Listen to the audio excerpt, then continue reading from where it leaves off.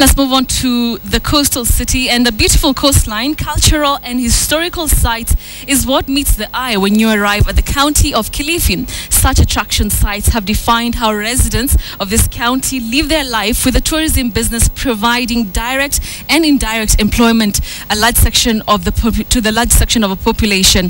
KTN's Charles Gitonga spoke to Amason Kingi, the Governor of Kilifi, on the situation on the ground as far as tourism is concerned and what the county government is doing to turn around the fortunes of the sector and those of the residents.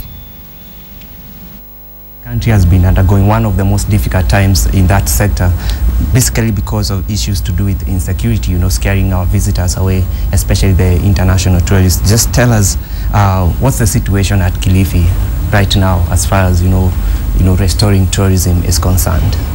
The bookings currently are extremely low. We still have hotels that have closed. There's some that are threatened to close.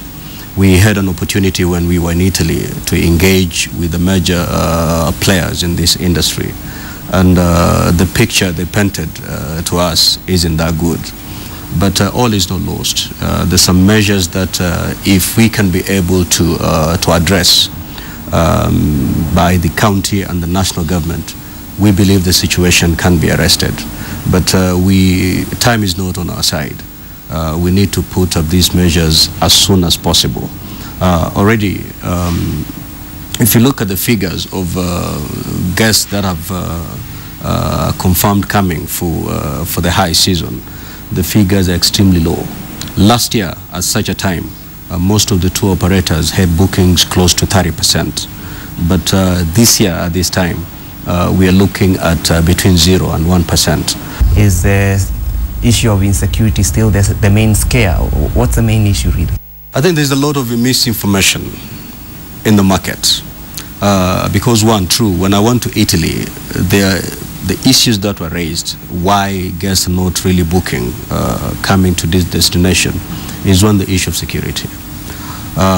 Two, was the issue of Ebola. It is this misinformation that is out there that is making quite a number of would-be tourists coming here to sort of cancel their flights to this country. And this has really impacted negatively in the market. We saw in your 2014-2015 finance bill, there were some new levies and which touched on hoteliers and tour operators. And that was not good news to them, especially coming at this time when the industry is on its knees. Just what is happening in terms of those levies? We understand you suspended them, but currently what is happening? As a governor, and I'm being aware that tourism is one of our highest revenue earner for the county, we were willing to suspend levies for a certain period to allow them gain foot, especially during this very difficult moment that the sector is facing. We're very much willing to sort of suspend levies to enable them gain footing. But you see, we can do that at the county level. But the things that will make tourists come to this country are not suspending levies. So are you in a position to tell us maybe where we will go with these levies? All that I can assure the sector is that we are going to suspend certain levies to make them regain their footing. And we're going to do whatever it takes to make sure this sector actually moves to the next level. What's the status of domestic tourism at the moment, and what are you doing maybe to encourage people within the country to travel to destination Kilifi? Domestic tourism is extremely erratic, erratic and extremely seasonal.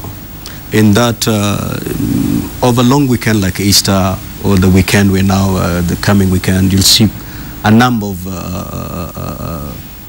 domestic tourists coming down, and we want to change that. We want people to keep on visiting. And we've been engaging with the stakeholders and hoteliers within the county to give a particular package to domestic tourists so that this will be able to attract local guests coming down to the county.